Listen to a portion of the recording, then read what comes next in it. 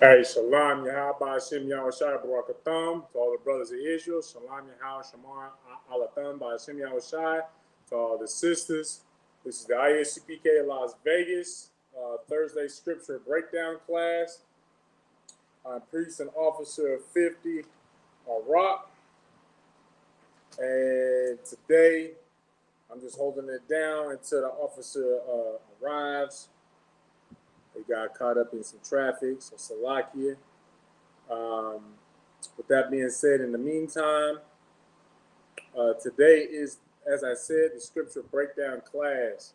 So if y'all have any questions, make sure that you post it in the comments, so that when the officer that's supposed to teach today, when Officer Yawasab arrives, he's able to get to your question and answer to the fullest of his ability. You understand? In the meantime, though, before I continue with my segment, I'm just going to ask y'all to make sure that y'all do y'all part. Like and share the video. You understand? Make sure that you like and share our YouTube video, like and share our Facebook video. And also, make sure that you subscribe to our YouTube and subscribe to our Facebook. You understand? You liking and sharing the video helps push this word out to the four corners of the earth. You know what I'm saying? And by doing so,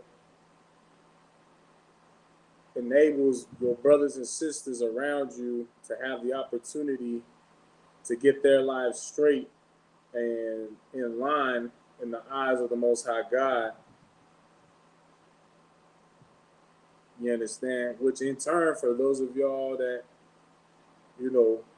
claim that you want Christ to return, keep in mind that that's part of what needs to happen, is that we get our lives in line, that the nation, not just you, but the nation of Israel comes back to the laws, statutes, and commandments. You understand? Starts following the doing the will of the Lord. And that's part of what I'm going to get into for this short, brief moment, is going into one of the wills of the Lord, which is to separate from the other nations. If you've been tuning in to my Tuesday Brotherhood class, we have been going over this for the last 2 weeks. I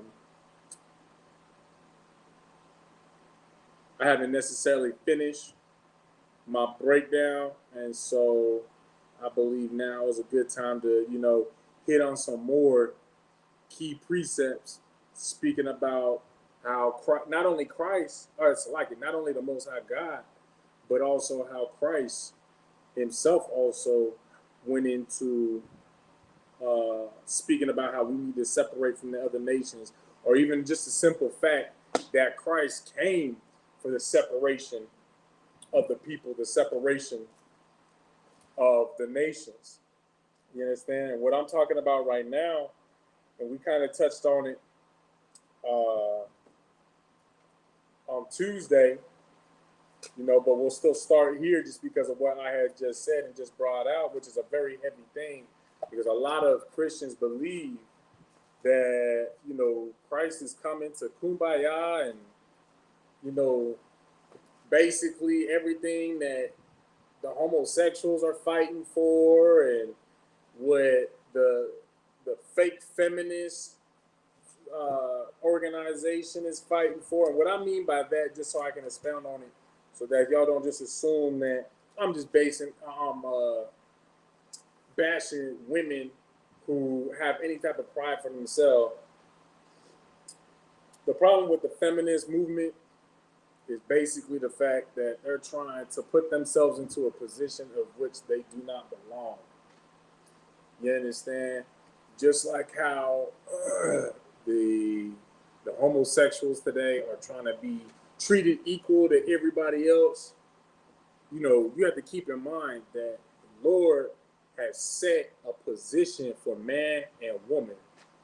You understand? And the Lord also has a term for someone of whom of which is an abomination. Now, you might be asking, well, Officer Rock, what you getting at? Well, you know what, young man, little sis, what I'm about to explain to you is the fact that equality is not a real thing. You understand? Equality doesn't truly exist. The only way that equality is even remotely a real thing is in the context of when I have my other half, as some people might, try to put it, your yin to your yang, your woman, right? When those two become one, you understand? That is what makes us equal. The simple fact that I want to have children, because obviously I can't necessarily produce them, but I want to have children, I need the other half of my missing part. You understand? I am a man, and not to get like too graphic or anything, but as we all know, a man has what? A penis and testicles and stones. He has a rod and some stones. You understand? And a woman has a vagina. She's got a box. You understand? And to make the baby, we have to bring them two together. And that in itself is what makes us equal on a playing level. But mind you, according to the scripture, first and foremost, the Lord God, and this is in the book of 1 Corinthians, chapter 11, verse 3, the Lord God goes over what the ranking order is within the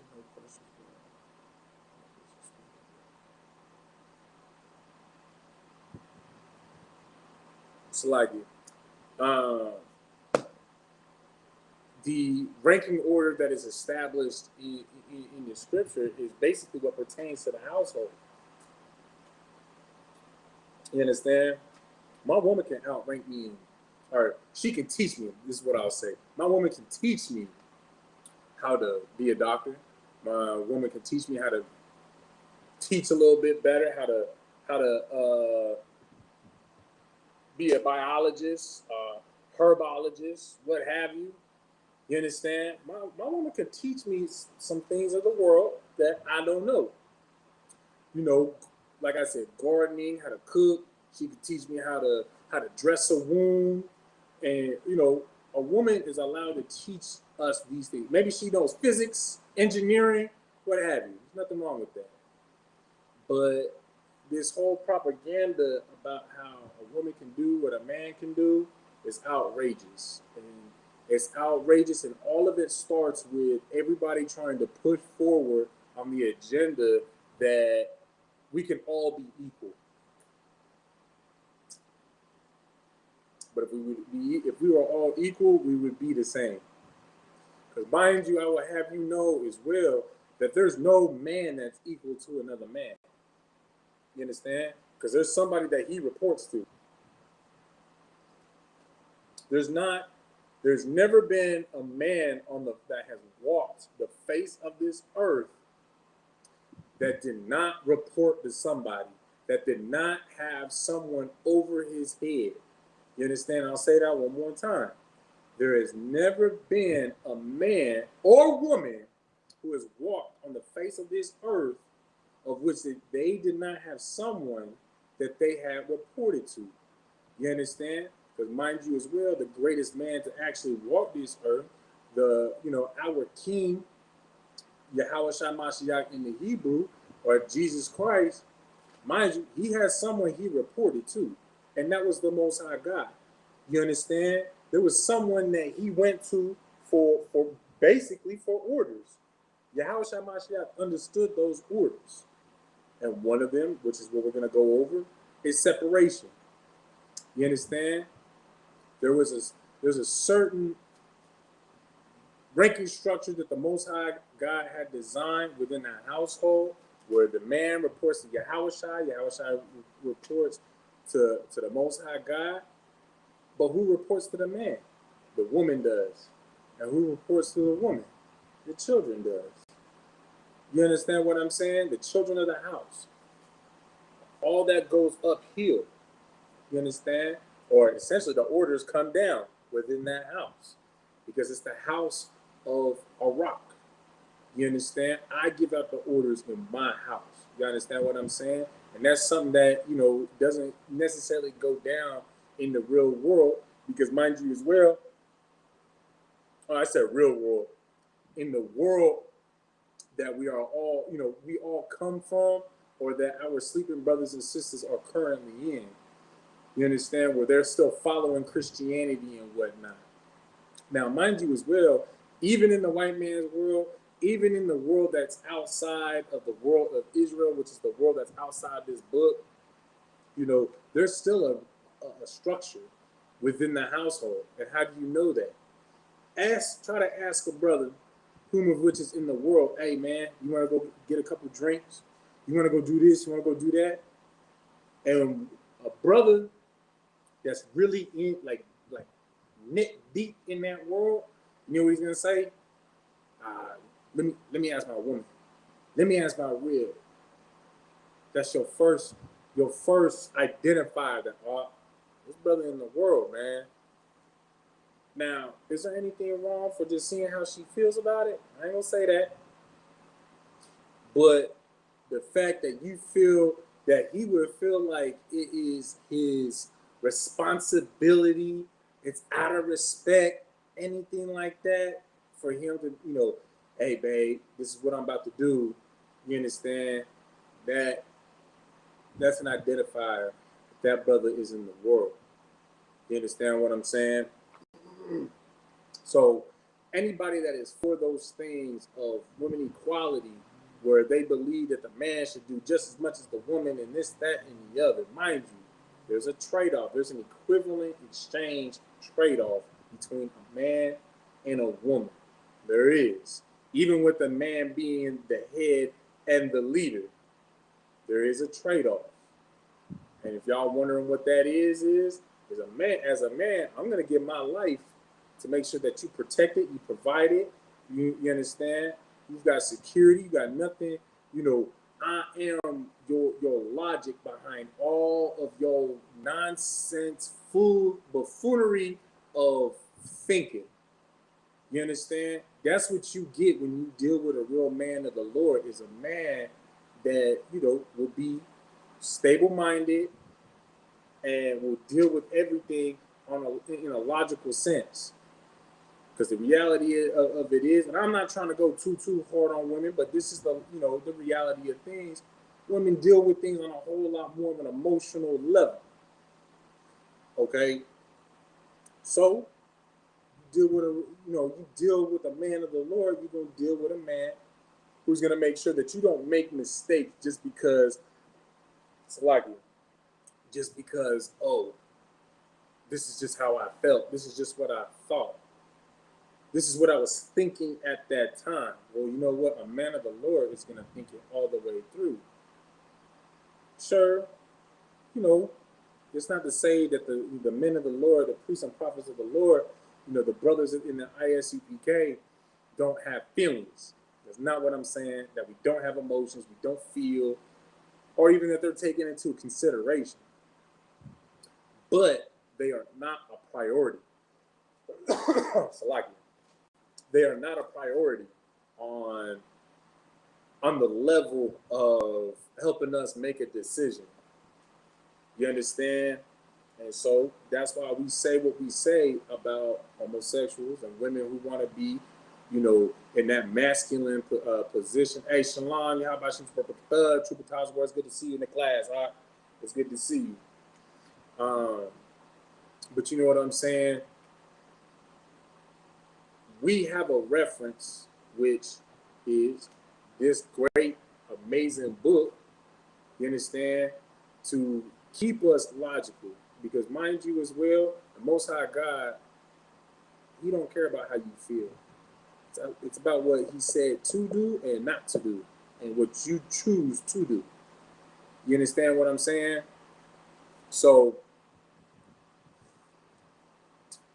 as I was saying about, feminists who feel like they should be equal, them homosexuals that feel that they should be equal, all these other people that just, oh, we should all be, every man is created equal and this, that, and the other. That's how they feel.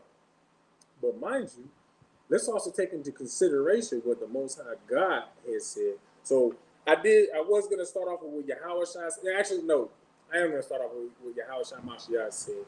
Then we're going to go into, kind of touch back on what the Most High God has said about us as a whole, and then we're going to jump back into the New Testament and see that ranking order within the nation of Israel. You understand? So this is the book of Luke, chapter 12, verse 51. Suppose ye that I am come to give peace on earth. Now, mind you as well, this is written in red. So this means that Christ is speaking, or Yahweh Shai Mashiach in the Hebrew. He's speaking right now, right? And he asked the question, you think that I come to bring peace on earth? Right? I tell you, he's telling you, nay, but rather division. He said, no, I did not come for peace on earth. I did not come for unity. I did not come for equality. I did not come for homosexuals to be looked at as, as the straight man, to be put on the same regards of, a straight man, somebody who can actually produce children through their sexual acts. You understand? Where those sexual acts aren't deviant or selfish in any way. You understand what I'm saying? He actually came to bring that division between the two. You understand? Because mind you as well, Christ has spoken about how he and his Father are one. Which means what? That Christ and the Most High God, they are on one accord with things. And what's one thing that they are on accordance with, which is division. And let's see what the Most High has said. We're going to jump down to the book of Deuteronomy, chapter 7, verse 6, which reads, for thou art a holy people unto the Lord thy God. Holy just means separate. I'm about to prove it to you in the next line. The Lord thy God hath chosen thee to be a special people unto himself. Now, mind you as well, if you have watched my brotherhood class, this past Tuesday and the week before, I brought both of these verses out already. But nonetheless, verses like these scriptures are extremely important for us to get drilled into our minds so that we can understand that we are separate. And mind you as well, we are on the right side as Israelites. As long as you are doing the law, statutes, and commandments, you follow the law, statutes, commandments, you're following the will of the Lord, you are on the right side of that division that Christ is coming to create. There's going to be only two sides. You understand? Basically, like, there's going to be the side that rules and the side that don't. You understand? That don't mean necessarily you're going to be a slave. That don't necessarily mean that you're going to be poor. But there's going to be a side that's in the ruling class where they will have a crown and dictate what's going to go down in their land that they are appointed over. Or there's going to be the side that, reports up. Or that same exact side as well, yeah, there will be slaves. You understand? There will be the poor on that left-hand side. You understand what I'm saying? That's what that division is. And here in the ISUPK, what we're doing here in the ISUPK is basically we are being trained up and training each other up to essentially be on that right-hand side, to be rulers of the land. For when Yahweh Shai Mashiach returns, he has somebody to, this is what I want to get done. You think that Yahweh Shai is going to go do it himself? Blah. No, he gonna call on somebody like Commander Johanna or John Mahoney. Hey, in this province, in this state, this whatever this county, whatever position that they're given, appointed by the Most High God, executed through Yahweh Shai Mashiach, that's what they're gonna go and oversee and maintain. And when Yahweh Shai Mashiach gives that order, hey, I want you to next week, everybody in this area, you know what I'm saying, y'all gonna provide lamb for this upcoming Passover. You understand? This upcoming Friday, this Friday sundown, I want everybody to give me one of their best, just one of their best lamb. You think that Yahushua is going to go and walk them streets by himself until not go door to door and execute that, basically make sure that everybody gets the word? No. Then the crazy thing is, it's the same thing with whomever is over that area. It's the same exact thing. You think they themselves is going to do it? No, there's going to be an order. You understand? And mind you, that lets you know off the rip that not even God holds anybody to an equivalent stature. Christ doesn't even hold all of us to an equivalent stature to one or the other. You understand? Because mind you as well, General Mahoney might be a whole lot better at doing A, but Commander General Yohana is a whole lot better at something else. And Salakia, and with that, I'm going to pass class the precinct officer 5,000. Y'all what's up?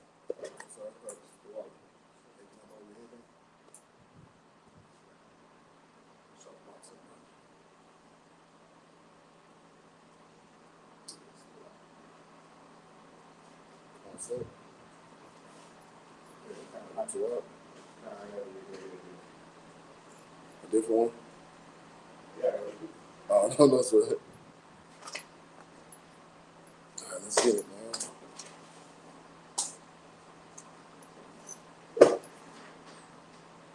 All right, man. What we're going to bring out today is, you understand, is that how Christianity, you understand, don't have the spirit of the law and never will due to the fact that they don't follow the truth. You understand?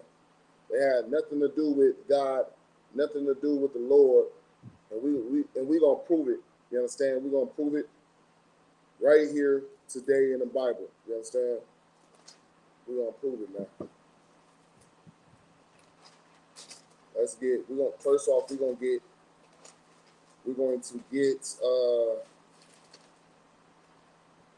Romans chapter 7, verse 1.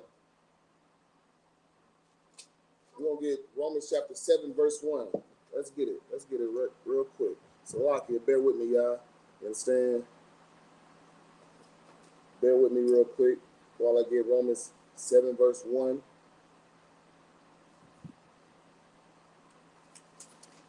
Romans chapter 7, verse 1.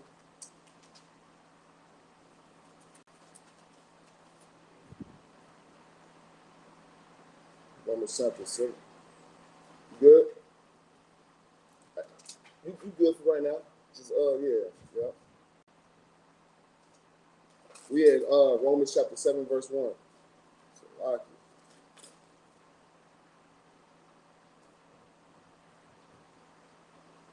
because the Christian church says the law is done away with, which is off like hell, man. You understand? The law is not done away with. The law will never be done away with. The law will always be here until you die. You understand? And the law is so much important due to the fact that that's what save us and keep us healthy in this lifestyle. You go outside the law, you ain't gonna be healthy, man.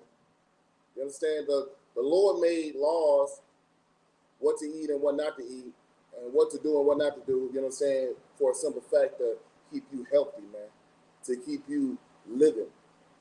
That's why when you keep the law, you live, man. Let's get chapter 7, verse 1. You said Romans? Yeah, Baba Kashab, Romans chapter 7, verse 1. The book of Romans, chapter 7, verse 1. Know ye not, brethren, for I speak to them that know the law. So Paul is speaking to the brothers that know the law. You understand? And what he's about to say. Go ahead. How that the law hath dominion over a man as long as he liveth. How that the law have dominion over a man. What do dominion mean? Go ahead. Rule. Yeah, it's over you, right? That's also what you want. Like it will always be over you. You know what I'm saying? Like you it ain't no escaping it, pretty much. That's why it says this in a later verse. Go ahead. Verse 2. For the woman which hath an husband is bound by the law. Hold on. Go ahead. No. Read it again. You skipped a little section of it. For the woman. No, read it from the top again, Baba Kashan. Verse 2. For the woman which hath an husband is bound by the law. Now read chapter 7, verse 1 again, Baba Kashan. Verse 1. Know ye not, brethren, for I speak to them that know the law, how that the law hath dominion over a man as long as he liveth. As long as he liveth, man. The law have dominion. It's over you as long as you live.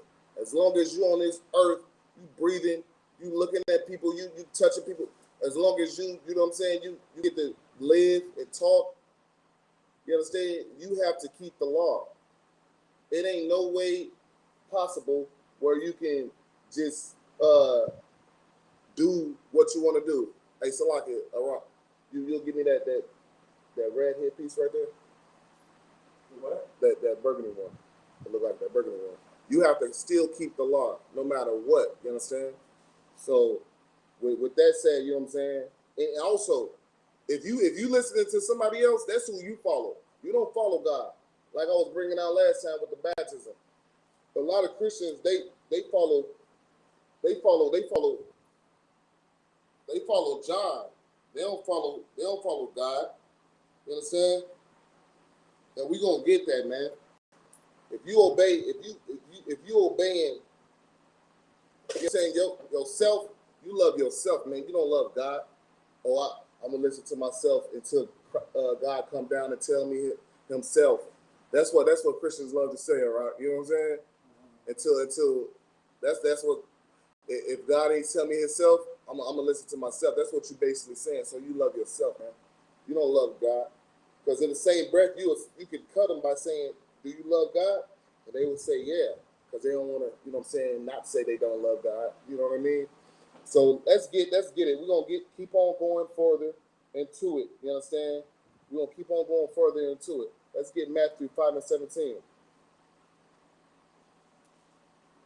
We're going to get Matthew 5 and 17, man. We're going to just break it down what the law is and the spirit of the law. And what you can do and what you can't do for the simpletons out there that don't know the truth. That's what we're gonna do today. You understand? So we're gonna get Matthew chapter 5 and 17 to prove to you what Christ said out of his own mouth. God. The book of Matthew, chapter 5, verse 17. Think not that I am come to destroy the law or the prophets. So Christ said, think not that I come to destroy the law. Why did he have to say that? Why did he have to say, think not that I come to destroy? All right. Why did he have to say that to people? Because basically the Sadducees and Pharisees was making it seem like he was trying to get rid of the law. Right. Because they claim that they followed the law of Moses, they followed and kept the law of Moses, but in reality they didn't. They basically were, chucking and jiving like the pastors in the Christian church. So Christ was just like letting them know, like, I'm not coming to destroy the law. And as you see, as it says further in, I'm not coming to destroy it, but I'm trying to basically show you that you can do it. Exactly, man. Because, just like today, right? They think that what? The law is done away with. Christian church, you go to Christian church, they say, brother, we ain't got to keep those laws. We can eat pork. We can eat shrimp. We can eat lobster. We can do what we want to do. That's what the Christian church says to this day. To this day, you understand? They'll tell you that you can eat shrimp, lobster, be a whore, have multiple men at the same time, or leave your man. That's in the law. You can't leave your goddamn man, no matter what the hell he do. If he a crackhead, have another wife, you understand? You can't leave him because of that. Don't have no job, which you Christians love to do. You can't leave him. You understand? You slept with him, that's your husband for life. Right. Just as well as you are his for life. Least you decide to sleep with another man. You understand? But the Christian church is off like hell, and that's why we in hell. Like you say, the Sadducees and Pharisees, man, the ones that was supposed to be teaching us and leading us was off, man, just like the Christian church. That's why Christ had to come on the scene. And they thought Christ was going to, you know what I'm saying, do the same thing and be a part of their program. Christ had to tell them, like, nah, man, think not that I come to destroy the law. All the prophets. Go ahead. I have not come to destroy, but to fulfill. He came to fulfill. What that mean? To carry out the will of the Lord, to fulfill the law, basically to show that the law can be done and completed to the fullest. Exactly. Yeah, exactly. Well put. Simple as that. Simple as that, man. But Christians don't understand how simple that is, man. They'll look past at a rock and be like, that don't mean nothing. That means everything. The law means everything. You understand? That's the whole reason why we on earth, man. Why we are supposed to be alive, to do what the Lord say do. The Lord didn't God, the Most High didn't put us here to do what we want to do. You understand? He made us, he made the world, made us animals, this and that. And he made it for you to, he made a special people. He made it. Let me get that. Where? Deuteronomy 7:6. That's actually where I was just answering. Oh, you was? Go ahead. Yeah, go ahead. Most High Christ, man. And also he made a special people. You understand? To be a special people. God, the book of Deuteronomy, chapter 7, verse 6. For thou art an holy people. For thou art a holy people. My peoples. Not everybody. Not Christians. These are particular people that he's talking to. And who are these people? If you want to look, you gotta really know the Bible. Christians will tell you anything out their mouth. They would say that this is for everybody and things like that. That's not true. Go ahead. For they are holy people. Unto the Lord thy God. The Lord thy God hath chosen thee to be a special people unto himself. To be a, listen, man. Ooh, wee. If you don't feel the love that's coming out of that right there, you feel me, all right? If you said that about your, imagine you saying that to your kids or just to anyone, period, right? You could imagine how they would feel. You know what I'm saying? Go ahead. If I may, I was kind of getting on that this past Tuesday when I was talking about this scripture. Because the thing is like, which is part of the reason why we know we need to separate from the other nations, is because it's like when you are one of them children that your parents chose to be, like your father say, you know what, this is my favorite, this is my favorite child right here, and it makes it noticeable amongst all the other children, however many there are, all of them brothers and sisters, they start to feel a certain type of way towards that favorite one. Exactly. Because now they recognize it and they become jealous. And then it becomes a confederacy amongst them to basically, pick on, the favorite one. And that's literally the same exact thing that's going on today in the real world, where the whole world knows that we are God's favorite, because no matter what they do against us, they can't fully kick us. They can kick us down to our knees, but they can't they know they can't keep us there.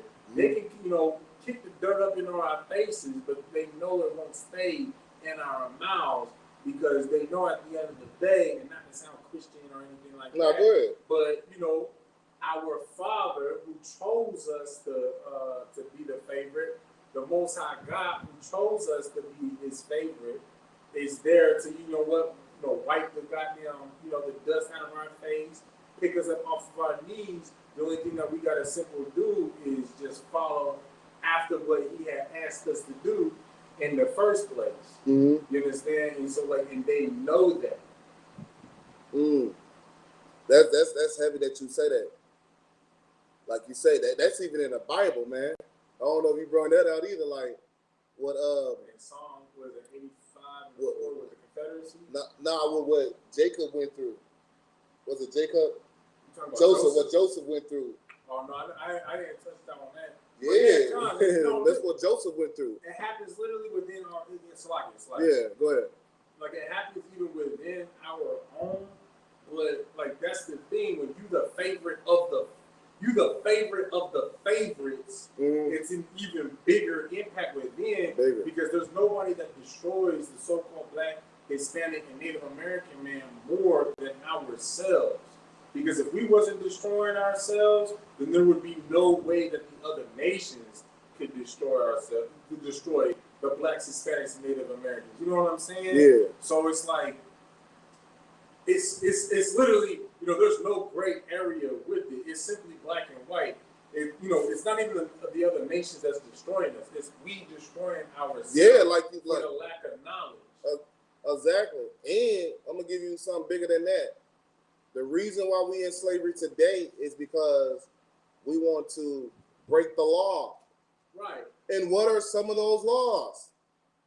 Don't sleep with heathens. Don't sleep with white women. Don't sleep with Africans. Don't sleep with Chinese women. You understand? If you're Black, Hispanic, and Native American, don't do it. But we did it back in the past, and that's the whole sole reason why we in slavery today. Do you know that it goes back to us? You know what I'm saying? First, fornicating with other guys, because once you have sex with other women outside your race, you understand? You start serving their gods. You know what I'm saying? You get what I'm saying? So that's the whole reason why in Deuteronomy 7:4, 7:3. You know what I'm saying? Read that. God. The book of Deuteronomy, chapter 7, verse 3. Like, neither shalt thou make marriages with them. Thy daughter thou shalt not give unto his son. You should not give your daughters into a white man if you're Black, Hispanic, or Native American, or any other heathens that don't love you. Chinese, Arabs, you understand, Africans. If you Black, Hispanic, and Native American, don't give your daughters to them, to their sons. Go ahead. Nor his daughter shalt thou take unto thy son. No, thy daughter should you take onto their son or whatnot, onto your son. You understand? And it's so hard to comprehend this right now, because we don't care who our kids marry. We tell them to do what the hell they want to do. You go out there and you don't make because you think it's wrong to do that. That's what's wrong with our people. You think it's wrong to do something that's good. and you think that what's good, and you know, and you do what's wrong, and you think it's good. You understand? Sleeping with other nations is wrong, man. God has a favorite, and that's blacks, Hispanics, and Native Americans. And He told you to keep these laws, statutes, and commandments, man, and don't break them. You got any more? I'm pretty sure you want verse 4. Go ahead. Verse 4, for they will turn away thy son from following me. And that's what goes on a lot, man. Your son married that heathen, that Chinese woman, that Arab. Now you think, especially when they marry Arab women, now they think they Arab. Marry a Chinese woman, now you think you Buddha. Marry a white woman, you Christian, and a sellout, and hate your own people. You understand that much?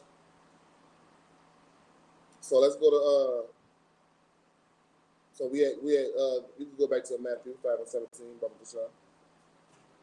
Matthew 5 and 17. We gonna get that one more time. You understand? That's what we gotta do, man. We have to, you know what I'm saying, realize the law and understand what the law is. And we're gonna get what the law is. The main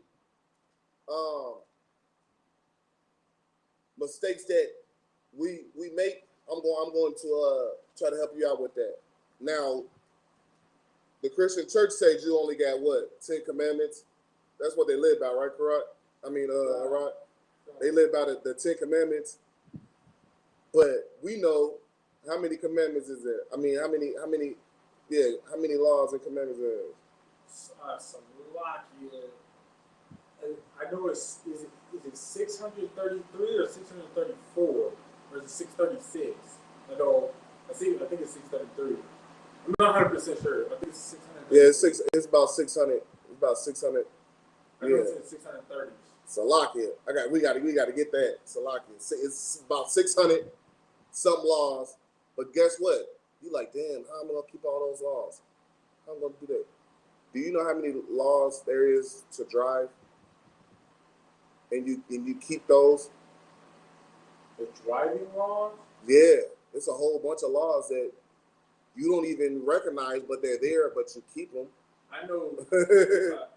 No, go ahead. If I may, I know as far as, and this is just federal laws, there's 1,787 laws, 1,780 something federal laws, and that's excluding the state laws because right, because they different. Yeah. Overrides the federal. Yeah, exactly. So in turn, there's well over 2,000 laws, give or take, depending on what state that you live in. They over damn near 2,000 laws driving. If you drive, you damn near, you know what I'm saying, keeping the whole law. Go ahead.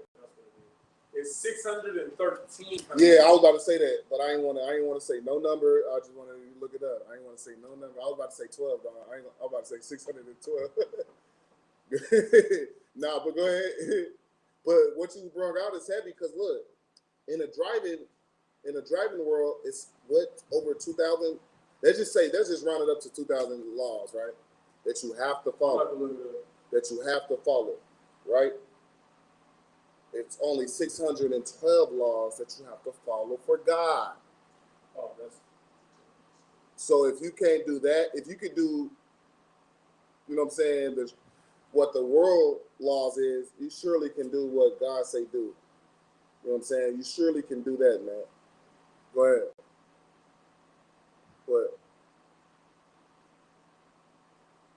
That's a lot, you. Go ahead. Go ahead. So lucky, I had to reread that. Okay, this is a chronological but still incomplete list of United States federal legislation. Congress has enacted approximately 200 to 600 statutes during each of its 115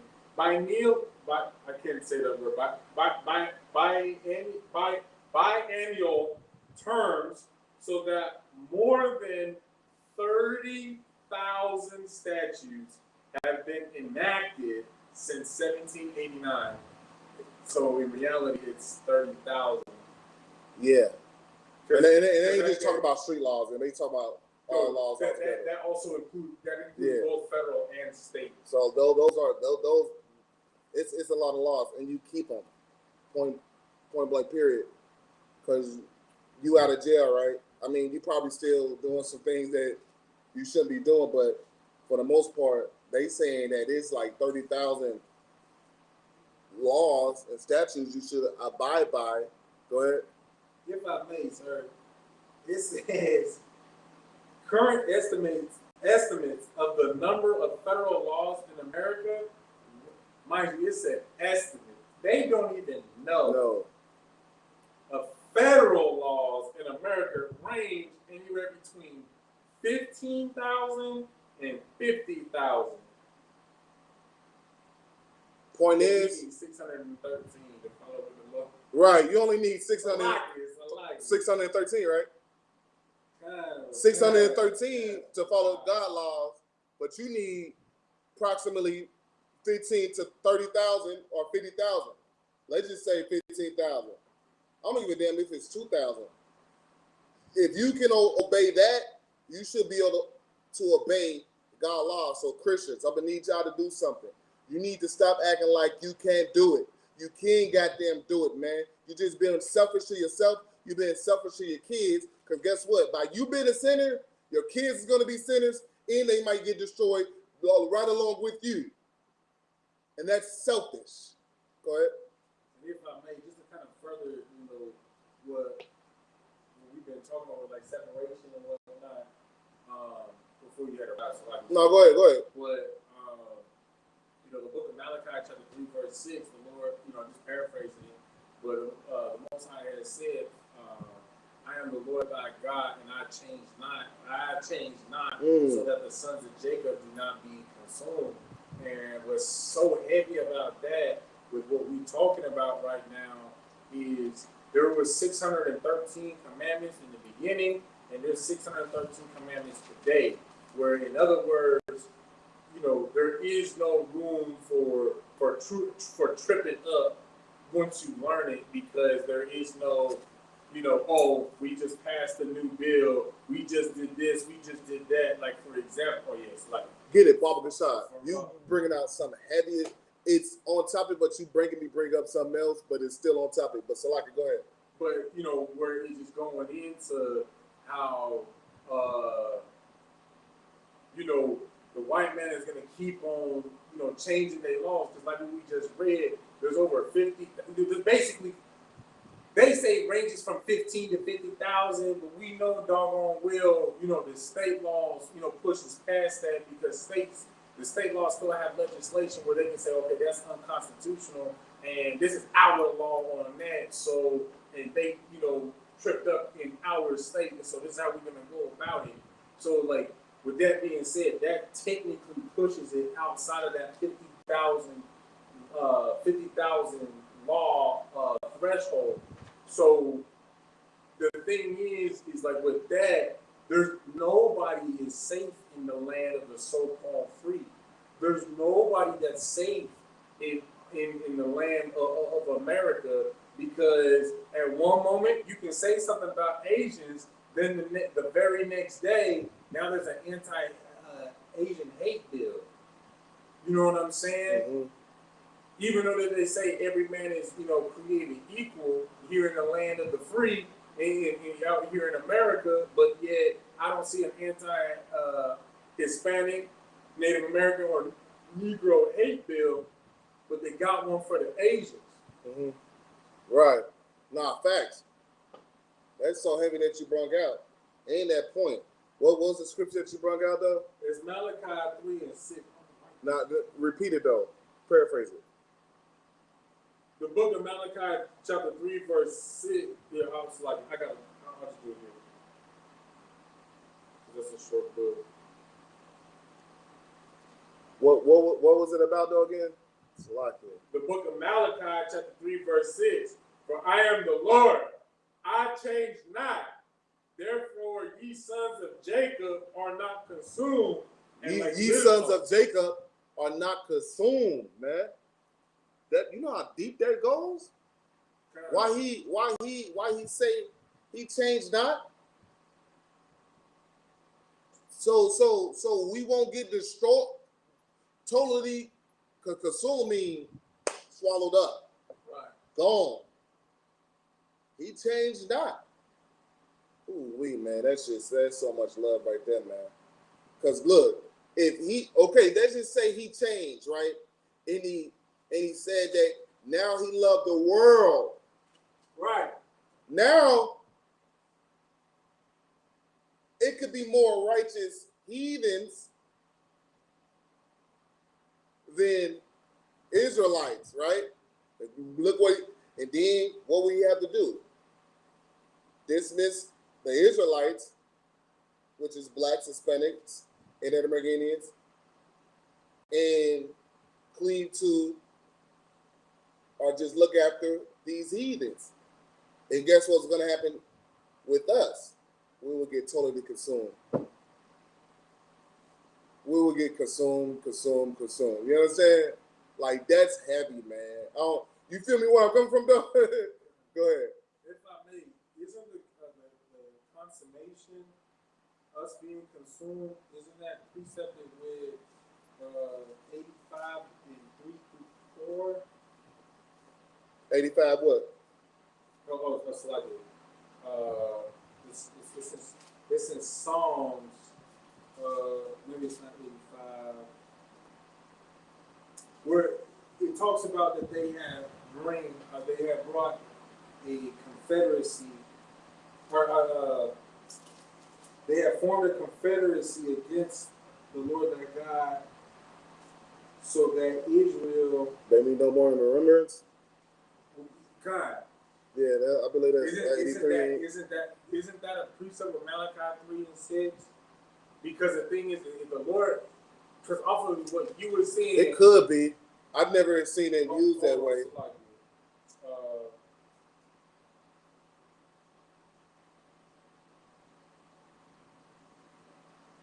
Let's get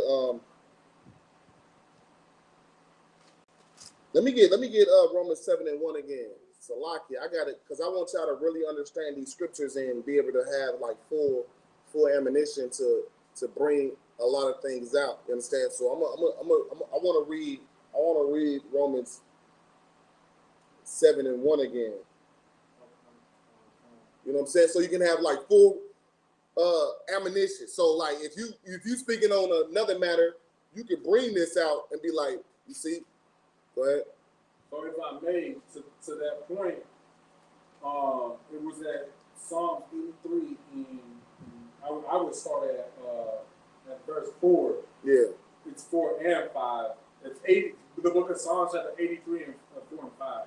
I read it. Yeah, go ahead. The book of Psalms chapter 83 verse 4. They have said, "Come and let us cut them off from being a nation, that the name of Israel may be no more in remembrance." And with that, that's us being consumed because, following up with verse 5. Yeah. For they have consulted together with one consent, they are confederate against thee. So it's like because all of them came together, like that was them come together and say, you know what, let's get them to adopt being, an Edomite. Let's get them to adopt being, being an Asian or African. Yeah. Because that's actually what we're literally doing today, where you got your Uncle Toms or your Wanchon Ching Chong niggas, and then, you fucking a Kunta Kinte, brothers. Yeah. Even though that, and what I mean by Kunta Kinte brothers is, they brothers who think they got damn African booty scratch. Yeah. I know I'm getting a little bit yeah. But you know what I'm saying? Yeah. Where they, they put us in a position where we forget who we really are. And so because of Malachi chapter 3 verse 6, where the Lord says that he will not change at all, so we don't be so that Jacob cannot be consumed, which means all of Israel. That means that we always have a beacon when we try to go into Esau, or we try to be like what's that Moabite name?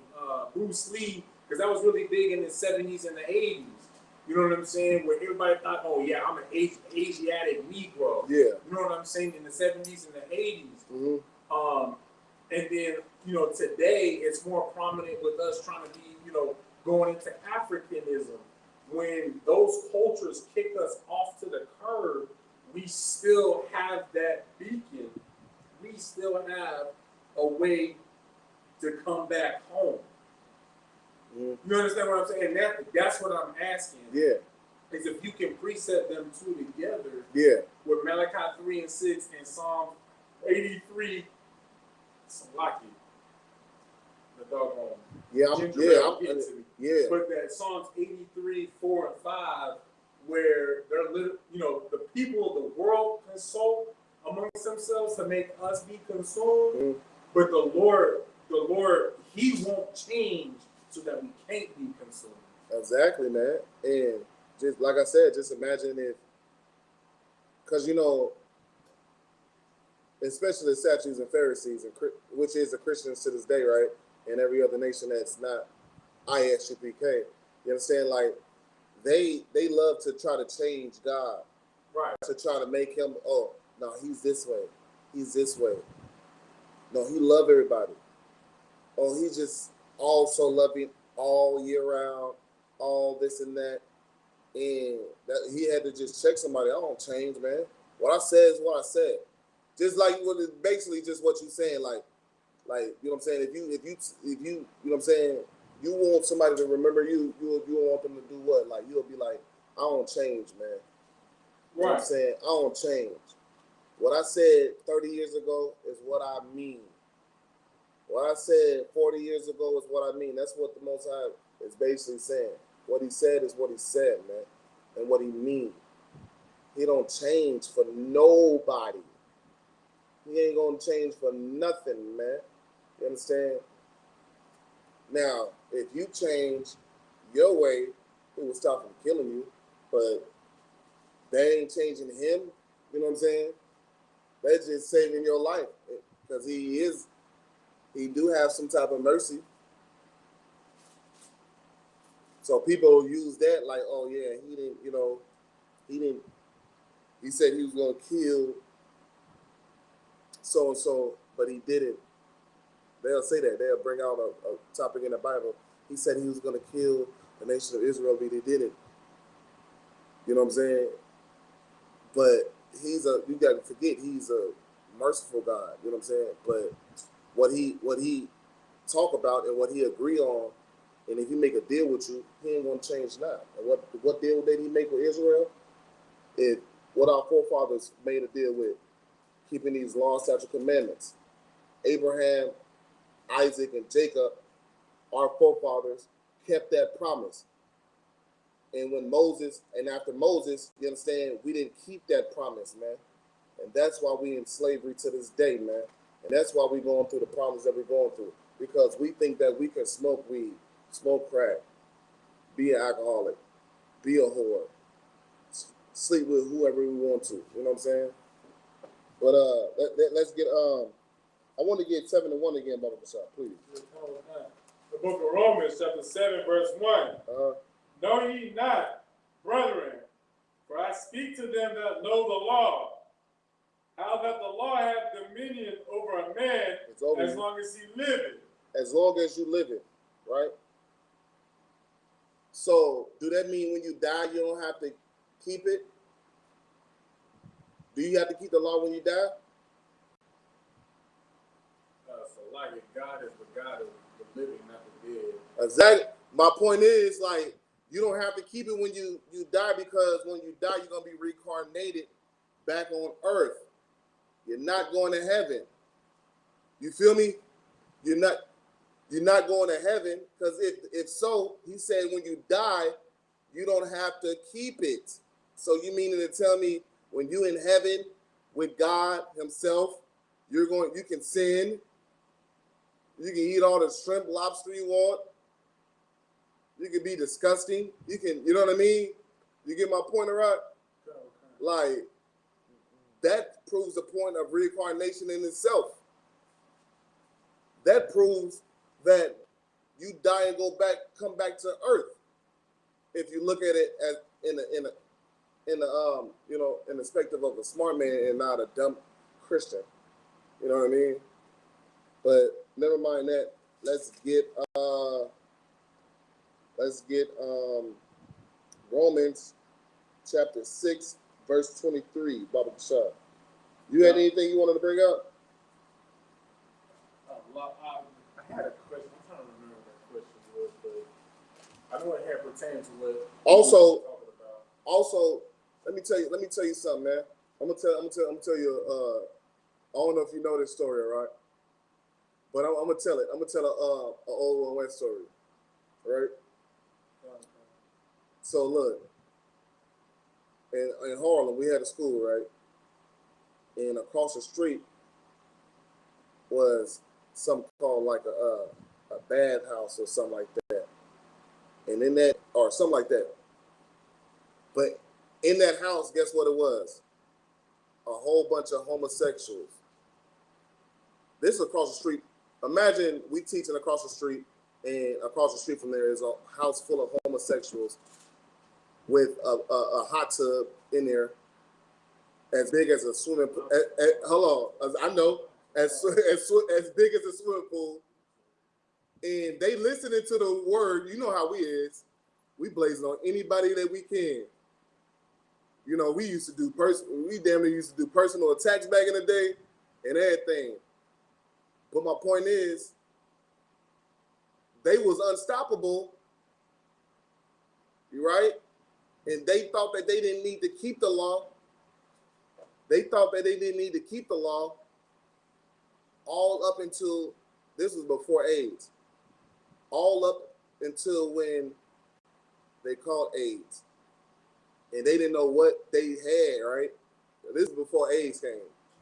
You know what I'm saying? Because you know it was homosexual before AIDS. You know what I'm saying? So you can't, anybody that had AIDS, you know what I'm saying, you ain't know what the hell it was. But they thought it was in the water. Meanwhile, it wasn't the water, it was a homosexual in the water that was giving everybody AIDS. You understand? But they was having fun for a while. They was breaking the law for a while. And they felt like they couldn't be stopped. Years later, they will stop.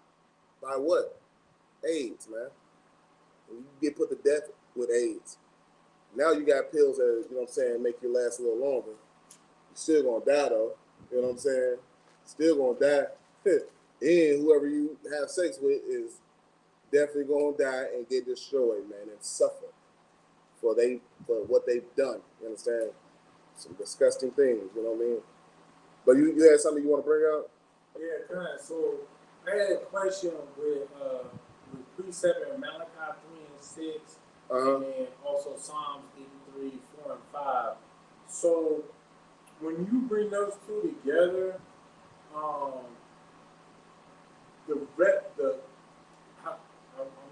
want to make sure I say it right. The remnant, not revenue. Yeah, remnant. Yeah, the remnant of Israel. Like, could that be like,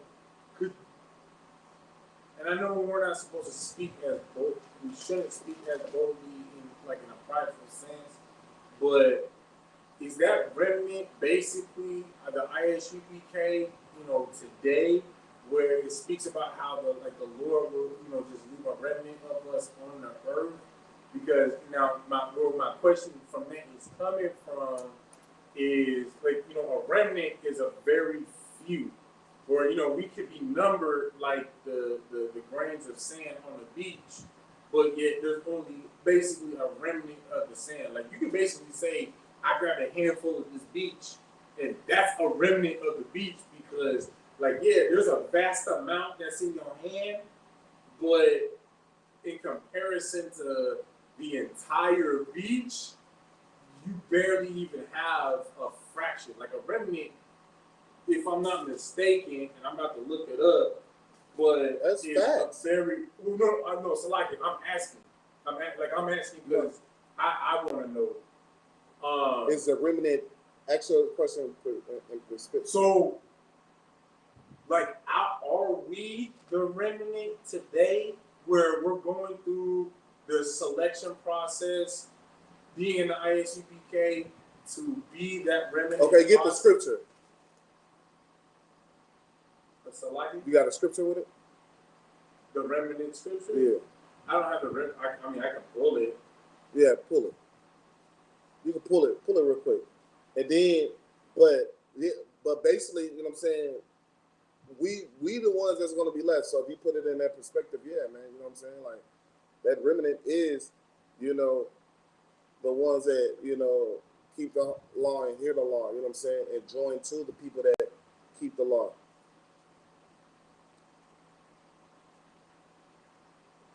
You got it? I want to say this is it, where it said, let's get 2 Kings chapter 19, verse 31, yeah, where it says, "For out of Jerusalem shall go forth a remnant, and they that escape out of Mount Zion, the zeal of the Lord of hosts shall do this." Mm-hmm. So, but then if that's a scripture that actually goes with what I'm even talking about, read it again. I would need a breakdown on that in itself. It says, the book of 2 Kings, chapter 19, verse 31.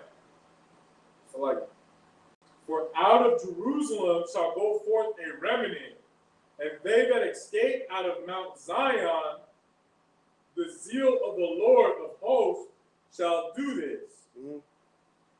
So, read on. Oh, then let me actually go to the. That was off the. Let's hold that real quick. Can we hold it real quick?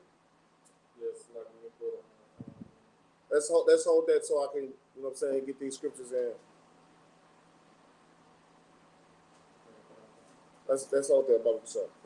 All right. So once again, you understand? You got 6 and 23. Yeah. The book of Romans, chapter 6, verse 23. "For the wages of sin is death." For the wages of sin is death, man. You understand? What that mean? The consequence, the cost of sin, the consequence of your sin is death. Yeah, you want to do something. You working on something. You want to work on homosexuality. You want to be in that. You want to steal, lie, rob, do drugs. Your payment will be death, man. That's the only thing that you're going to get out of it. You might get something that you like for the meantime, in between time, like I was talking about the homosexuals. And just not only that, just like before 9/11, you understand? That's what was happening. Cops beating niggas, beating drug dealers, stealing drug dealers' money, making drug dealers work more for money. You know that's what cops do, right? They don't always arrest drug dealers. No, they tell you that, hey, yeah, work some more and give me my money, or I'm gonna come on this corner and breach your brains in again. You know what I'm saying? And guess what happened after that? They thought they was getting away with it for a long time. They let us do it. They let us sell drugs. In the 90s, what happened? 9/11. You know, a bunch of cops died, right? Bunch of cops died, man. You understand? And not only that, man, let me tell you something. Don't think that these ambulances, if I'm saying it right, you know, black folks don't get that right. Ambulances, you understand? And firemen don't leave people in buildings to die. Don't leave black men and Hispanics and Native Indians in there to die. You know they racist too, right? You know they don't give a damn about them too. You wonder why the ambulance take a goddamn. They ain't just only in movies. They do that in real life. Take an hour to get to you when you got a gunshot wound. You might as well go yourself, man. Don't call 911. You understand? But enough on that. You could be doing something to be You could be doing something, man, and it seemed like that person is, damn, why he won't die? He been doing it. He been doing some wickedness for a while. It make you damn near want to do some wickedness. You feel me? It make you want to do some wickedness, seeing this drug dealer getting away with it, or seeing this murderer getting away with things, or this thief getting away with stealing. You like, damn, let me go ahead and steal. You gonna get caught, and guess what? You gonna get caught 10 years later. You're gonna be like, damn, man. You know what I'm saying? So don't think that you're getting away with you doing sins in this earth, man. Let's get so we got 16 and 23. Can we get 1 John 5 and 3?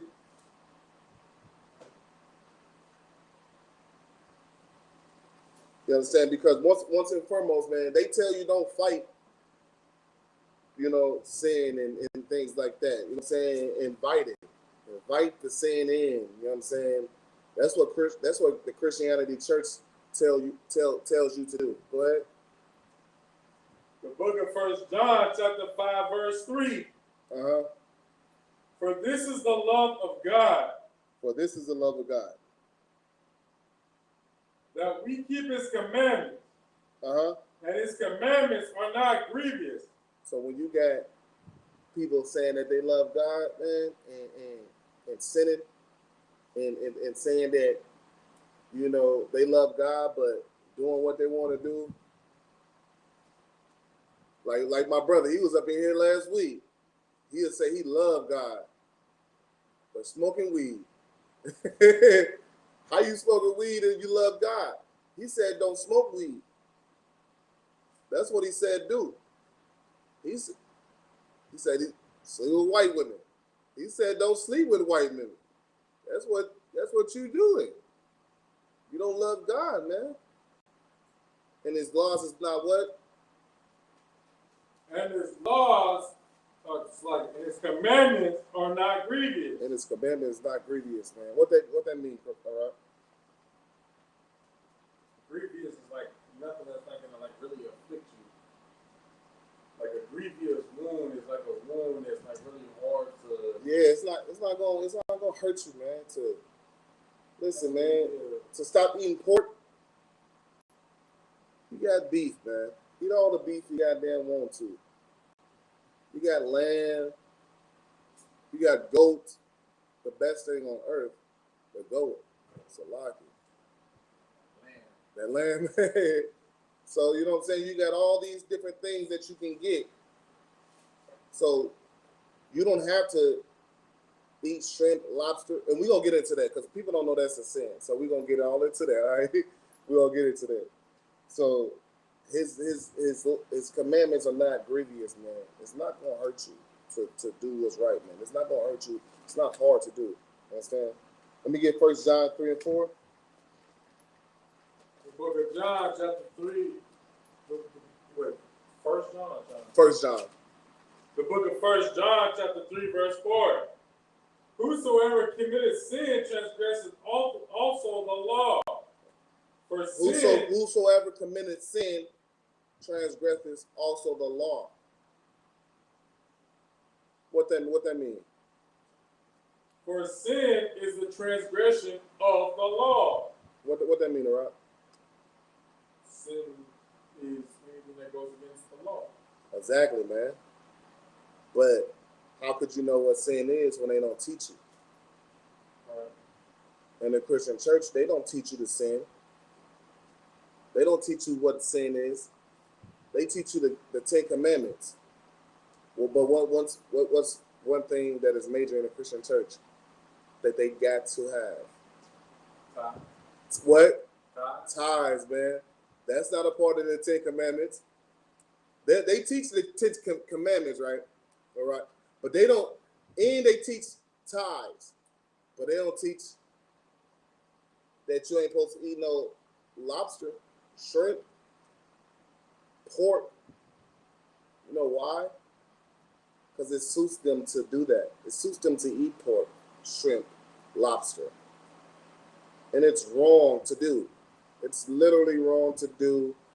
But you tell people to keep the 10 Commandments, You have it on your wall, and and then you tell them that you got to pay tithes, and if you don't, you're an evil bastard. You're an evil bastard if you don't tell them to stop eating shrimp, lobster, being a homosexual, and stop sleeping with heathens. You know what I'm saying? That's an evil bastard, man. You understand? So we got that right. Let's get Romans 6 and 26. Let's get Romans 6 and 26.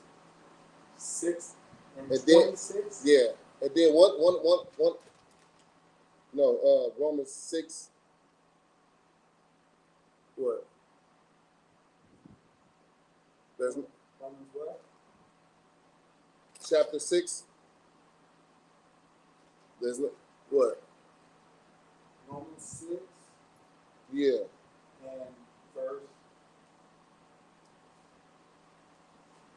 Yeah. Oh, we already went through that? There's no verse. Oh, no. Okay, hold on. So like it, my bad.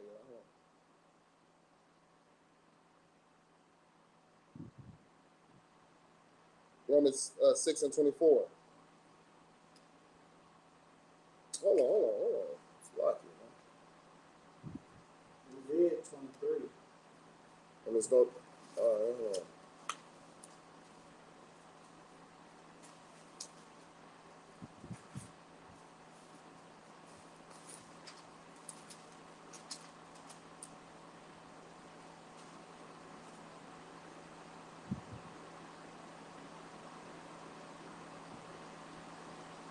Oh, okay. Read that again. 23.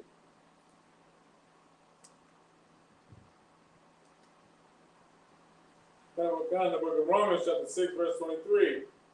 For the wages of sin is death. The wages of sin is death, man.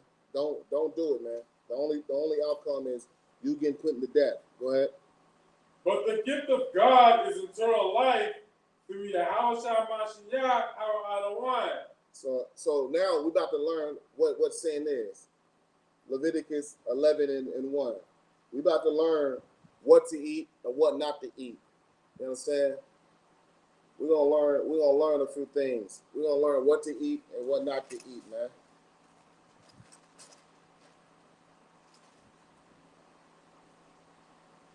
The book of Leviticus, chapter 11, verse 1. Uh-huh. And the Lord spake unto Moses and to Aaron, saying, What's up? Unto them, Yep.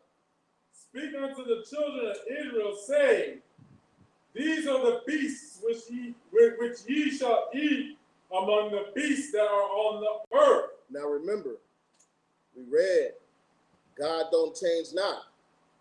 He ain't gonna change what he about to tell you right now. He ain't gonna change that.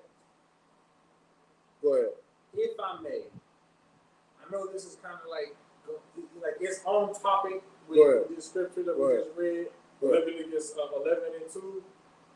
I'm not trying to go too crazy and out there, but is Leviticus 11 and 2 a key identifier that at least within on the time being of the white man's world, we won't know about life on other planets? Say it again. For the time being that we are in a so-called white man's world, right? White man's world, yeah. We will never discover another life or another planet with life on it. Like we ain't gonna be able to go there as a people. Either discover it or actually visit it. Because of course we can visit. We can discover. I'm gonna tell you this. I'm gonna keep it a bug, right? Well, what I'm about to say, I want to know what you think I'm about to say. There are other planets we can visit them, but what I'm asking is nah. That ain't what I'm about to say. This is what I'm about to say, right? I'm gonna spit it like Abba did, right? Which is our father, you know what I'm saying? Which is, you know what I'm saying, Commander Gene Hunter, man, that taught us all, you understand? this is what he said, you know what I'm saying? He said, hey man, you know, people think I'm crazy when, you know, I say that I'm gonna get spiritual powers and things like that. But when a white man said he gonna go to the moon, he went to the goddamn moon. You know how far fetched that was? Going to the moon or flying an airplane? When who did that? Who was drawing the pictures up of the birds and that's how they got the airplanes today and things like that? He was a fucking writer. He was like out of North Carolina. No, he was like 17, the 1400s or something like that. He was a white man. He wrote the specs of things that fly, and Like that's how you got flying objects or whatnot. Anyway, that's not. We ain't even got to get into all that. But anyway, what Commander Gianna said is this what you need to believe in. You know what I'm saying? He said, "Hey man, the white man said he will go to the moon. He went to the moon. So what you want to do? You see what I'm saying? Like what you want to with the spirit of the Lord? What do you want to do? Go ahead. It's like that's not what my question is. That's not what my question was. Because basically, what my question is because we're about to go into Levitical law with the Mosaic Levitical laws that are still upheld today. Yeah. Correct? Yeah. So these are laws that we have to follow today, but Leviticus 11:2 said, "Speak unto the children of Israel." So this is speaking to us, saying, "These are the beasts which ye shall eat among all the beasts that are on the earth." On the earth. And that's where my question is coming from. Oh. Is this basically an identifier that lets us know that while we own, because like this is going to be the Bible. I understand that the Bible is going to be a historical document when we go into the kingdom, where it's something that we can still reference in the future. But again, I see what you're saying. Now. But at the same time, so. And I'm not trying to just like go way, way left or way right with it. But I'm just simply asking, is this basically giving you an identifier that there's, the so-called white man in his time? That's okay, that's how I'll ask the question. In the white man's time of rulership, is Leviticus 11:2 proof that he will never do the things that he has done in the movies with colonizing other planets that already have life? Because the laws technically wouldn't pertain there. Technically. They would pertain only here on Earth. Right? Well, as long as you live it. So if you're living on another planet, the law is still the same. But if I may, sir, the law specifically said that are on the earth. So read the whole thing again. Speak unto the children of Israel, saying, "These are the beasts which ye shall eat among all the beasts that are on the earth." So it's the beasts that are on the earth. Right. And yeah, he's speaking. He's saying that because we own Earth. Now, if we was on another planet, we'll be like, these are beasts that you should eat on Mars. You know what I'm saying? Right. Okay. So that's basically what I'm asking. Is of course okay. Is that how you? Let me see if what you. Is this what you're saying? Is this do this solidify us or tell us in a secret way that we are going to be able to go on different planets? No, that's not what.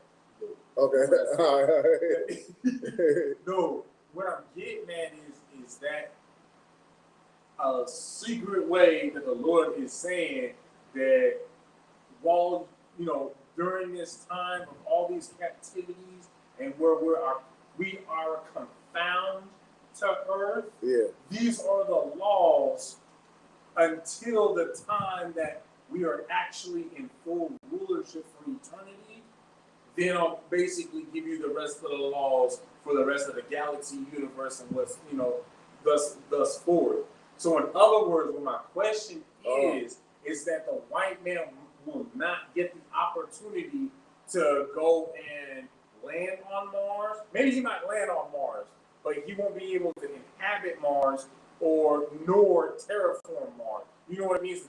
Yeah, like if I may, you know what it means to terraform? I kind of get it, but go ahead, explain it a little bit more. Okay, so to terraform a planet is to take, it doesn't even have to be a planet. A place, a moon, asteroid, or a place that does, an area that does not have life. Mm-hmm. And you basically go through, and it's not even just life. It's, that doesn't have an atmosphere, that doesn't have the conditions for life to actually grow. Mm-hmm. So one of the biggest things for Earth to even grow in the first place is that we needed an atmosphere. So that's the first thing that you have to build, which is what Mars is missing. Even though they keep on claiming, oh, there's water on Mars, frozen water on Mars, this, that, and the other, and riverways and lakes, and they're all dried up, but it was there. So that's why a lot of times scientists try to say that Mars once had life. That's that's irrelevant, but to what I'm saying is technically in due time, the so-called white man, if the Lord willeth, allows him to even do it, the white man plans on going to Mars. Like this is what Elon Musk plans on doing. Right. It's going to Mars, establishing a settlement of scientists, of which those scientists will terraform Mars.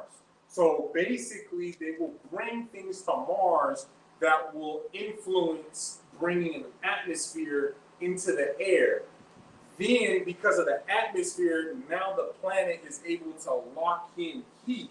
And once it's able to lock in heat, that creates room for clouds to form. When you have clouds form, you get water. When you have water, you get life.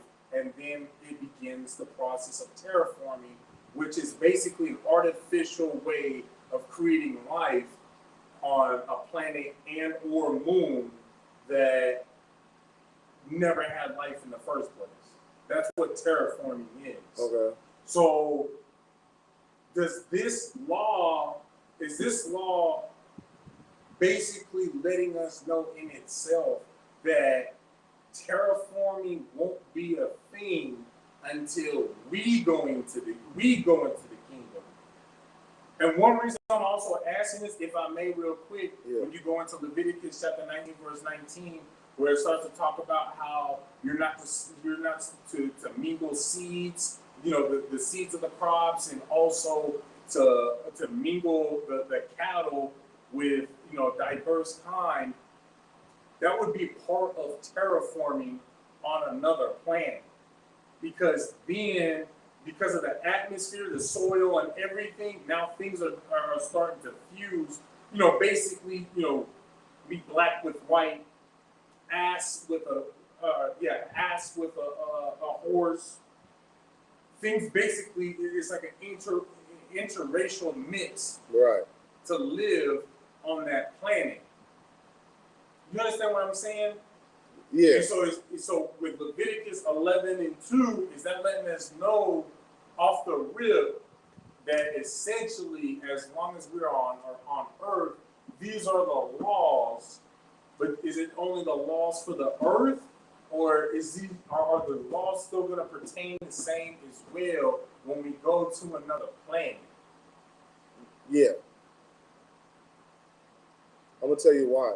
Because this book it's all we need. You know what I'm saying? Now they got records. They got records of things that's in the Vatican. They say, things like that.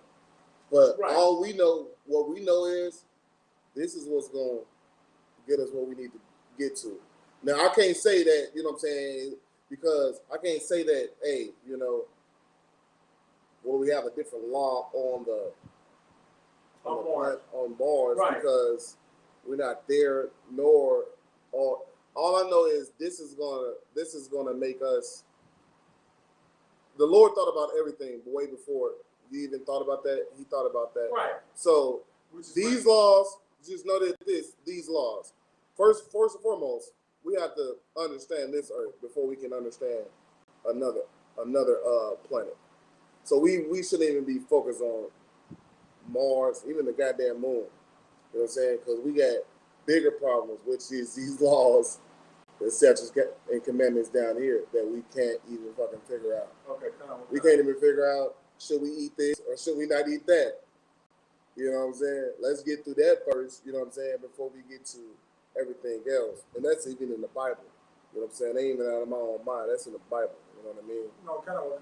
Go ahead. If I may, so basically where my question was coming from essentially was just the fact because, you know, like somebody like Elon Musk is actually pushing to go out to Mars and start building colonies out, you know, colonize Mars. So with that being said, when you have, you know, when we have our great book where it says only here on Earth, these are the beasts that you can eat on Earth. Doesn't that give a scapegoat for you know, Esau to be like, you know what, let me gather as many niggas as I can, take him out to Mars, and then say, hey, listen, this is what Leviticus 11:2 said. On Earth. Nah. You know, I'll give y'all, since y'all follow me on this expedition, I'll give y'all benefit of the doubt, whereas it did say, you know, where Paul was talking about where he could actually eat unclean foods, but in reality, that was just him having a dream where he was just like, you know what, we're not supposed to do that, and that's why he questioned the Lord, and he confesses on Mars. But he's like, but see here, this is the thing. We're gonna go back to the Old Testament, and I'll let you know that even your Old Testament, nor does your New Testament, it doesn't pertain here on Mars. Type ordeal. No, it pertains on Mars. You see where I'm coming from? But that's why I brought out the other scripture. You remember the other scripture that I wrote down, right? This will cut everything. It says, as long as ye liveth. So no matter where you at, you got to keep the laws. And the law said, you shall not eat certain things. And we're gonna describe these things. We got like 30 minutes left, so we're gonna describe it real quick. Oh yeah, come on. We're gonna describe these things. You know what I'm saying? Okay, all right. So like, kind of, I understand. No, no sweat. Now, okay, all right. Yeah, as long as you live it. No matter where you at, you're gonna have to keep these laws. If you in hell, we know that hell is on earth. But say, hey, what I gotta do? Because you know, like if you on an island, no nothing but a pig running around. You better not goddamn eat that goddamn pig. You better not goddamn eat that pig. You understand, man? Christians love to use that. They love to use like in certain situations and you know, oh, but what if you're dying and it's just a juicy pork steak right there in your face? You mean to tell me no? Nah, because like the Lord, I remember He dropped manna down for us, huh? He dropped manna down from us, what the angels eat. And we ate that and got overfilled with it till it started coming out our ears and eyes and nose and mouth. You understand? That's how much we ate of that when we were starving for 3 days. You know what I'm saying? The Lord dropped something down for us to eat. So if we on Mars, the moon, anywhere, the Lord is going to look after you. If you serve the Lord, that's why it's so important to serve the Lord and not men. You know what I'm saying? That's in the Bible too. Like you know about if He feed the birds, it's a scripture. Right. If He feed the birds and clothe, you know what I'm saying? Like what you think? You think the birds is better than you? Who you love more, the birds or you? Exactly. So we're gonna feed you too. But people just don't have faith in that. And not only that, niggas be eating. Even the homeless people out here, they eat. They actually got way more money. They also drink and do drugs and don't give a fuck about their appearance and things like that. If they get well enough food and clothes on their back, guaranteed you, especially white people. But you know what I'm saying, black people do too. They get food and shit like that, especially when it's people like me on earth. Because I make sure I feed my brothers. You know what I'm saying? When I walk past a homeless brother, you know, and you gonna at least get $3 to $2, whatever I got in my pocket, to do what I can for you. I ain't rich, I ain't, you know what I'm saying? But that's the Lord doing it for you. It ain't me. Because if I ain't had the Lord in me, I won't give a fuck. I won't care about you. You know what I'm saying? You had something to say? Yeah, I was just gonna say, to your point about the birds being fed, you know, the other nations are considered beasts in themselves, and yet look at their position where they have their own countries, governments, land, and militaries, and it was just, you know, they just played their part. And the only reason why we don't have that for ourselves is just the simple fact that we didn't play our part, which is way more important than theirs, and we will rule all of it. But so like that's all. Nah, that's on point too. If we lost our part, we can't feed ourselves today because we sinning. We ain't keeping these laws, statutes, and commandments, man. And once we start doing that, we'll be on top. If you want to be on top, come to the ISUPK. You know what I'm saying? Come to ISUPK. We're all over the world. We're all over the globe, damn near. You know what I'm saying? Except in the countries that you should not be. You know what I'm saying? But even then, we can have something like do you know that we in Russia or we in Vietnam? You know that as a military man, you know what I'm saying? Like brothers went down there, they had babies with Vietnam women, and a lot of them didn't even come back. They stayed down in Vietnam and had more babies and more babies. So a lot of those is, you know, Vietnam women. Shit, my dad had sexual relationships with Vietnam women because he was in the army. I might have Vietnam sisters out there, you know what I'm saying, that I don't even know about, our brothers, you know what I mean? So the point is, we all over the world, man, you know what I'm saying? So, but the point is, man, we got to come back to these laws, statutes, and commandments, man. And the only way that, hold on, let me see something. Let's get Leviticus chapter 18, verse 1.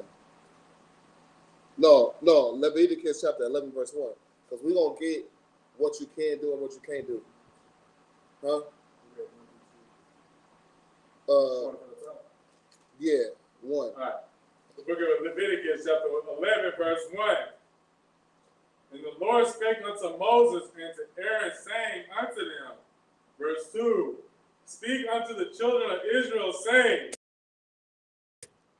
these are the beasts which ye eat among all the beasts that are on the earth. Help y'all. These are the beasts they eat on the earth, you Christians. Go ahead. Verse 3, whatsoever parteth the hoof and is cloven footed, and cheweth the cud. And cheweth the cud. The among grass. the Go ahead.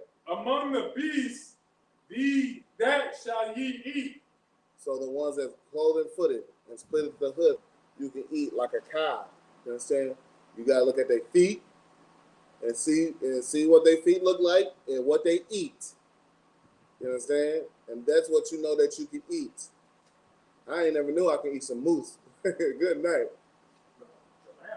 And I slipped on the fire.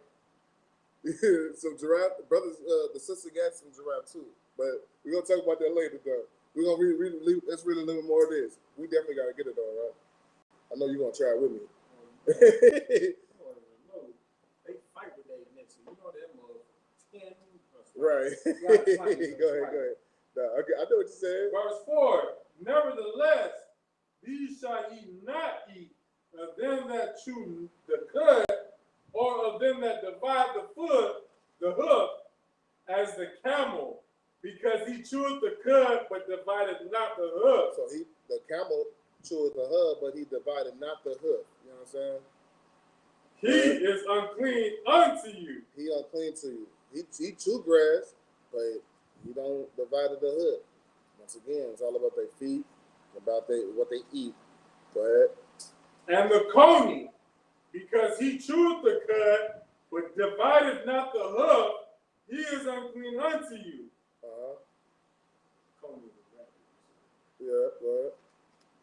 Verse 6, and the hare, because he cheweth the cud, but divideth not the hoof, he is unclean to you. What's the hare? That's another type of rabbit. The Yeah. coney and the hare, Yeah. they're both rabbits. It's just like the coney is like a subspecies of the hare. Mm-hmm. So it makes the same but different. Yeah. Go ahead. Verse 7. Boy, you gonna be going. They're gonna get $2 more million. Hey, I don't know, they know what I'm talking about. Go ahead. And the swine, though he divide the hoof and be cloven footed, yet he cheweth not the cud. He don't eat grass. You know what I'm saying? He eat anything else. He eat anything, but he ain't gonna go walk around where the horses. Where the horses and the cows go by. Go ahead. They nigga going somewhere else. Go ahead. If I may, what is the chewing of the cud? It's just eating grass. Go ahead. I'll look it up, sir. No, go ahead. What is it? Say it. All right. Chewing of the cud is where they'll eat. So, like you said, whatever they eat, because it doesn't have to basically pertain to just grass. Right. Yeah. It's whatever they eat, but because they have the way that their digestive system works, they'll eat it. It'll hit their first stomach, then they'll regurgitate it. Yeah. Then eat it again. Yeah. When they regurgitate it, that regurgitation, that's cud. Mm-hmm. And I'll verify it right now. Now keep reading real quick. Keep reading.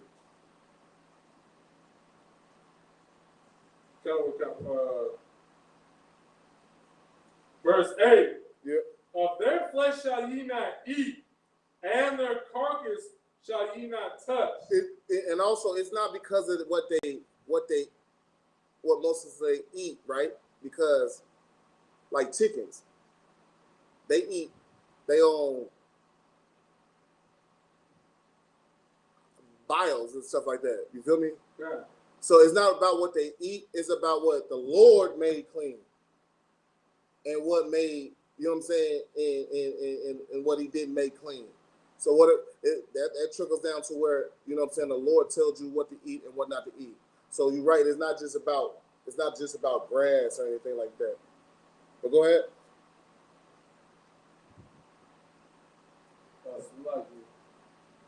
Of their flesh shall ye not eat, and their carcass shall ye not touch. They are unclean unto you. So if you touch a dead, unclean animal, you unclean. And Christians think that you can just do what the hell you want to do. Right. Christians think that you can just touch anything, eat anything, and love anything for all they matter. You understand? And the Lord said, even if you touch, you know what I'm saying, the unclean animal, that means you're unclean. And it's not because you're dirty, it's just spiritual. Because you can touch anything and wash your hands and be clean, right? But even if you touch that unclean thing, it says you unclean to evening. Throughout the whole Bible, if you unclean to even if you eat or touch anything. But if you're around a dead person, you unclean for 7 weeks. 7 days, right? Right or wrong?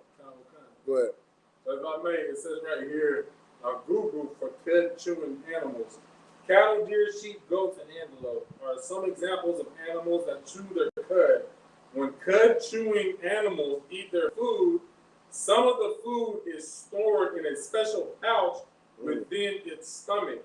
Mm-hmm. It later regurgitates this stored food or cud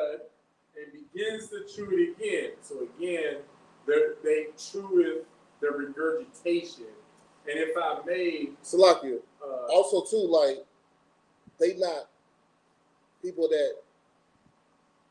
Go ahead. So I was just gonna say, if I may, these animals have something that is called. I had just seen it. It's called a rumen. A rumen. And a rumen, what the rumen does for these animals is detoxifies.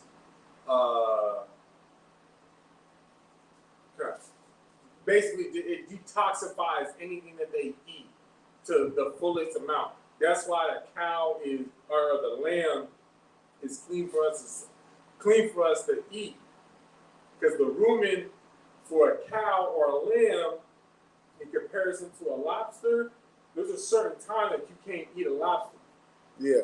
Because of the lack of the rumen, and they also start to produce a certain thing at certain times of year, especially when the waters are rich in the context of how they're supposed to be. Not with how we overfish, and not only that, but pollute the waters. But when the lobster is in its natural state, naturally, you're not supposed to eat lobsters year round. They actually become extremely poisonous at a certain time of year because the lack of the rumen that they have in comparison to the cow and the lamb. It's a lot. I used to want to be a biologist. No sweat. Well, we both sides of Christ. So the cut means, you know what I'm saying, they got different, you know what I'm saying, they can throw it back up or whatnot, you know what I'm saying, and things like that. And so, but this is how you know what to eat and what not to eat. Coming to the ISUPK, what I eat, what Right. Rock eat, that's what you eat. You know what I'm saying? And that's it. You know what I'm saying? So like the Christian, I'm gonna do a part 2 to this though, right? I'm gonna do a part 2 because then I'm gonna go to all the things that you can eat and what you can't eat and break all those things down. So this is gonna be a part 2 to this class next Thursday, Lord willing, if I make it. You understand? So with that said, I'm gonna pass the class over to Precinct Officer Rock.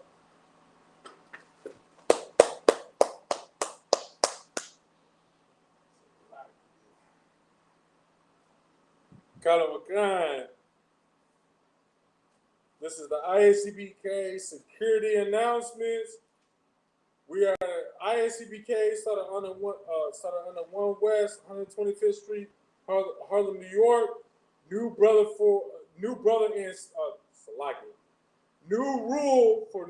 and sister. When a new brother or sister comes into the school, they are off limits for 6 months. They're to be saluted only. They're here to shed themselves with the world. If they need transportation, the teacher will arrange it. After 6 months, if a brother or sister has an interest in a particular person, he or she must get permission from the head to speak to a brother or sister. There is another 6 months in which the brother and sister. There's another 6 months in which the brother and sister will court each other. After this 6 month period, the brother and sister will get permission from the head to marry. Tithes, which is a commandment. You can find this in the book of Numbers, chapter 18, verse 21, and the book of Malachi, chapter 3, verses 8 through 10. Maishra, which means 10th in the Hebrew, which also is going into the fact that 10% of any penny of any increase the Lord gives you, give to the Treasury Department or the priest fund.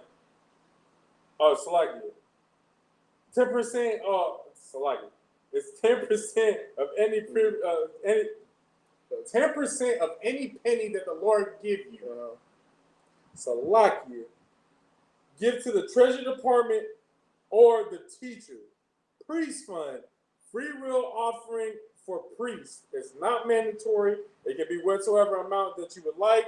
Upholy convocations, check with your local school's bulletin board for the upholy convocations. If anyone wants to become a trooper in the school, to start wearing all black, boots, shirt, pants, headband, and scarf. And with that, we're going to give one courtesy salute to the teacher. May the Israel march. Marshal Shabbat, Marshal, Barak, Yahweh Shem Yahweh Shabbat. And with that, class is dismissed.